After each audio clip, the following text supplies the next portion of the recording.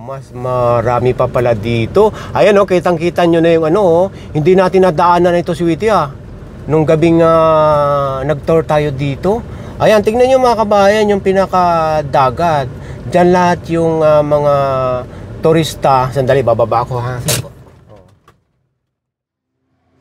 Magandang umaga sa inyong lahat. Good morning po. Ang oras ngayon ay 8:30 ng umaga. At ito yung pagpapatuloy ng gala natin dito sa El Nido, Palawan. At nandito pa rin tayo sa Lime Hotel. Lime Resort Hotel. Ang itinerary natin ngayon, pupuntahan natin ng simbahan, munisipyo, palengke, at syempre yung pinaka main road or yung puntahan ng mga turista. At abangan nyo rin mga kabayan dahil bukod sa island tour or island hopping, ibig sabihin kung halimbawa ayaw nyong pupunta doon sa kabundukan at mahangin, nakansil lang inyong trip, dito kayo pumunta sa mga beaches sa mainland ng El Nido. Marami din kasi. Marami din dito at abangan nyo lang dahil dadalhin din namin kayo doon. Okay? Tara na! Let's go! So yun, ang magiging service natin ngayon, itong SUV. Ang arkela natin dito sa buong maghapon 4,500. Ngayon pwede rin kayo mag-arkila ng tricycle, maghapon na rin 1,500. Pwede rin kayo mag-arkila ng motorcycle, 500. Maghapon na rin yon. Pero kung halimbawa sa motorcycle kayo mag-arkila, ay hindi kayo bibigyan pag wala kayo mga lisensya, siyempre. Ay, bago tayo magpatuloy, sir. Ito po. Anong name? Hildred, sir. Hildred? Opo. Siya ang piloto natin ngayon. Okay. So, ang una natin pupuntahan mga kabayan, yung palengke. Nandito na tayo ngayon sa pinaka-sentro itong El Nido dahil nandito na yung public market. At ito, makikita nyo rin dito yung mga terminal ng mga shuttle na galing Puerto Princesa. Yan ang sinasabi ko sa inyo, yung papunta tayo dito sa El Nido na pwede kayo sumakay dyan from Puerto Princesa hanggang dito. Ay tayo naman dumirekta, di ba, from Manila. So ang pamasahe niya galing Puerto hanggang dito sa El Nido ay 700 pesos per person So dito sa mga paligid ay puro mga terminal. Halika, pasukin nga natin yung palengke. Ibang klase yung mga hugis ng tricycle na dito, no? Ang lalaki. Malapad pala. Magsalita ka naman.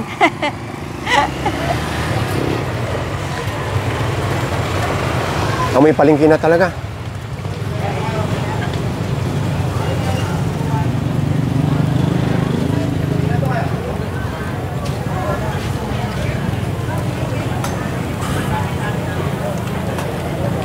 Dadahan din tayo sa mga souvenir shop nila.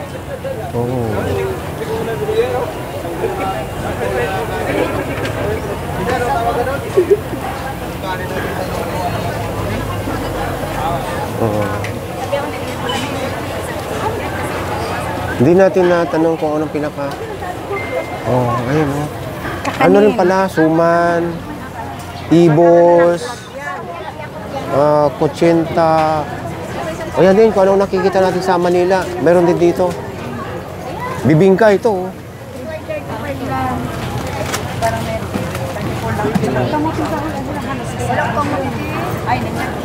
Ang lalaki ng kamuting kahoy. Uy, lato, durong lato digi. Oo, durong lato digi.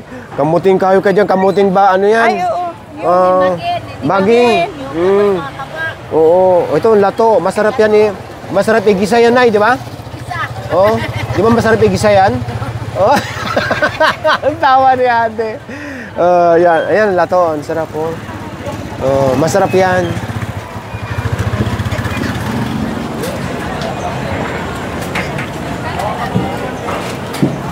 Yung kilo ng baboy dito ay 320. Tapos yung kilo ng manok ay 220.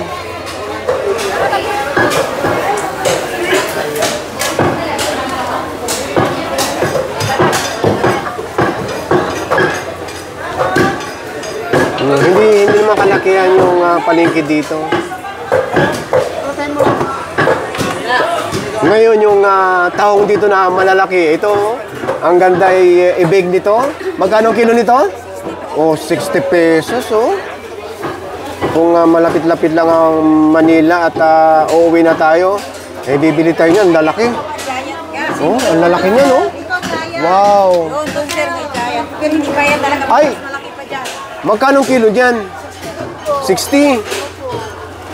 Mga ganyan. Pero ito po, may pinakamalaki. Ayan, tahong din yan? Ang laki nga, oh. Ang sarap i-bake niyan. Kung halimbawang pauwi na tayo, bibili tayo niya ng tahong na malalaki. Ayun, oh. Parang dikit-dikit yung tahong ko ate. Ay, nakakapit po yan. Ah, tingnan ko nga. Oo, mga kawayan. Pakihawak mo ang dalawa, pipicturean ko. Itong tuway, magkano? Ganun din po. 60 rin. Yung isang balot ng lato ay 25 pesos. Maraming salamat ate.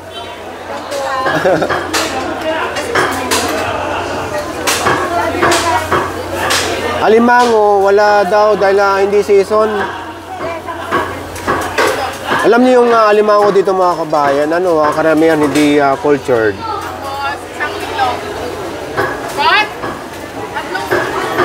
Alimango. Magkano sa alimasag ate? Ang kilo? 300 ang kilo? Salamat ha. Ngayon tanigi dito, 270 lang ang kilo. Ayan o. Sa Manila, 720 ang kilo niyan. Saan punta yung kabilis pa nun yan? Yung presyo dito sa El Nido, parang presyo ng mga seafood sa Bantayan Island, sa Cebu.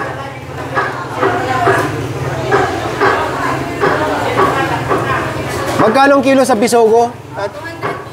200. Salamat ha, salamat. Ito namang galunggong na malalaki, 150.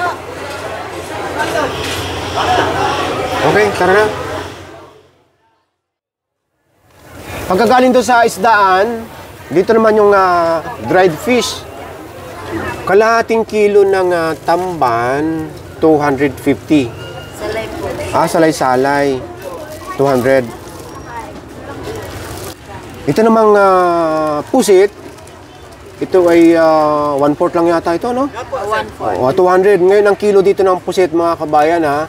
Nagre-range yan ng 1,002 hanggang 1,004. Depende sa season. Tama po ba? Sa danggit naman mga kabayan, 1,000 ang isang kilo. Ngayon yung 100 pesos na yan, gramo ang timbang. Wala pa yatang 1/4 ito, no? Yes po, sir. Wala, no? Bilangin na lang, ano? Bilangin na lang. Ano na lang, wala lang gramo, kundi bilangan na lang. Kailangan sir, titimbangin pa po. Oh. Sure ball naman sila. Kailangan Okay. naman mamili. Kailangan patas. Okay. Sa dilis naman, ito nasa 1/4 yata ito, no? 1/4, 200. Ano siya sir? Halos kalahating kilo na po siya. Pero ang pinaka-espesyal nilang dilis, ito. At ito rin yung gusto ko. 500 naman ang isang kilo nito. Kilalang kilala yan si Miss Mayit dito. Thank you po. Hanapin nyo lang. Ito namang kasoy na mabinta dito sa Palawan, lalo na maganda itong pampasalubong. Magkano nga ito? 200 po. 200. Ngayon, ang isang kilo nito, magkano? 750. 750. Yes, sir. Okay. Ngayon dito sa main highway, ayan na makikita nyo yung bundok. At dito nyo rin makikita yung mga souvenir shop. Kailangan dito mga kabayan, pag pumunta kayo at mamimili, ay cash or GCash. Hindi lahat tumatanggap ng debit card, lalo sa mga ganitong klaseng mga store. Ang haba niyan. So dito tayo magsisimula. Yung mga nakikita niyo mga bags na yan, na may text ng El Nido, ang mga presyo niyan ay 200 to 250. Tapos ang mabili daw dito, itong dry bag, ganun din ang presyo. Nagre-range yun ng 200 hanggang 350. So dito sa mga ref magnet, depende sa laki. Ang isa, 70 pesos. Ngayon kung halimbawa ang per peraso, meron kasi silang binibenta ng per peraso. Halimbawa katulad niyan, 3 peraso, 100. Ganun din dito sa baba. Dito naman sa mga t-shirts, ang bintahan dito, 300 to 500.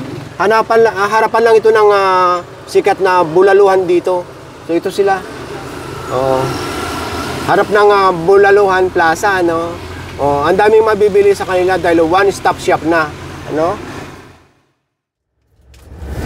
Ang susunod nating pupuntahan, yung pinakasentro na sa may munisipyo. Itong mga nakikita nyong tindahan na ito, kung maalala nyo yung tour natin nung gabi, ito yon. Ito yung mga tindahan ng kainan. Yung name ng kainan na yon ay Karainan sa Dalan. Ibig sabihin nun, kainan sa daan. So ang linis nyo, ngayon mamayang gabi, ilalatag na lahat ng mga table dito sa kalsadang ito. At sarado yan. Dahil ginaganap lang yan, yung Karainan sa Dalan, tuwing magpipiesta. So ang piyesta dito start March 15 hanggang 19.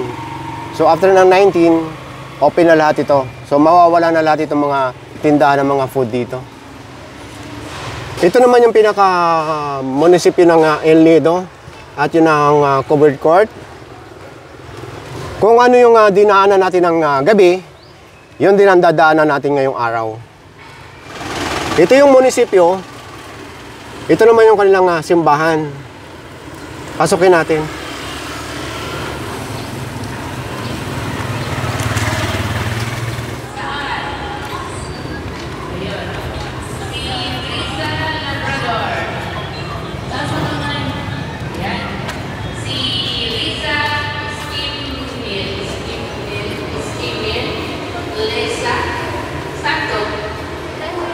Parang mayroong event na kasal dito.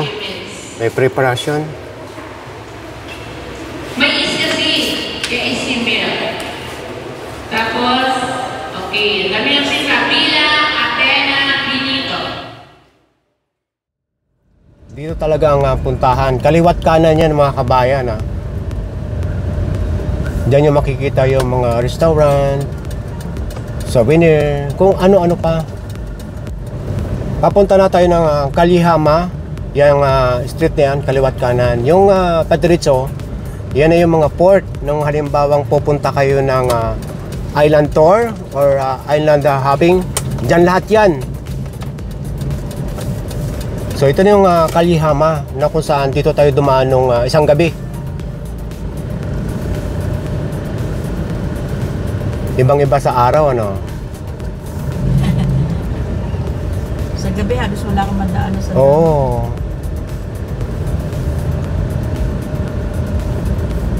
Pagka pupunta naman kayo ng El Nido, alam naman ng lahat kung magre-rent kayo ng tricycle or van katulad nito.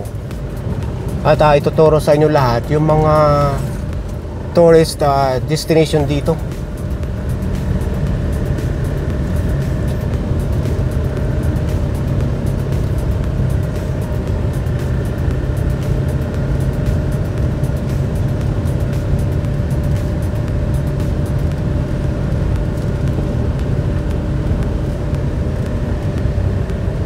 Ilalagay ko na lang sa description yung mga nakaraang gala natin dito sa El Nido para mapanood nyo lahat. Dahil itong gala natin dito baka abutin ng part 6.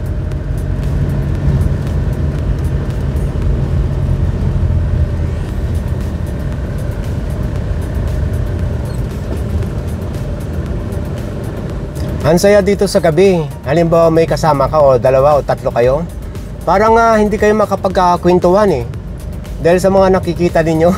Kami nga ni Sweety nung lumalakad dito ng gabi, hindi na kami nag-uusap eh. Dahil sa nakikita namin, na-amaze kami sobra sa mga tao. busog sa mata. Busog sa mata, tama ka. Lalo na yung mga nakaraan nating video sa island hopping. Haha, grabe. Enjoy na enjoy po si Dada. Anong si Dada? Lahat halos. Hindi lang ako. Hindi, ikaw nagkakamera eh, kaya kita mo.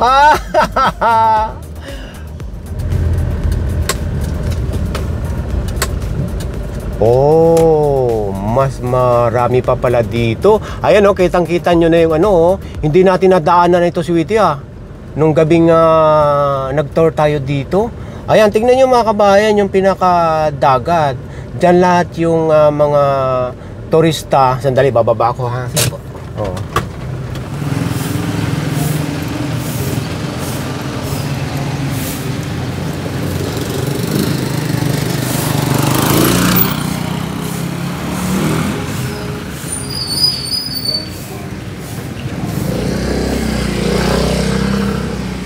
Oo. Magmula dito hanggang dyan o doon, may kanya-kanya lahat na travel tour yan or provided ng inyong hotel.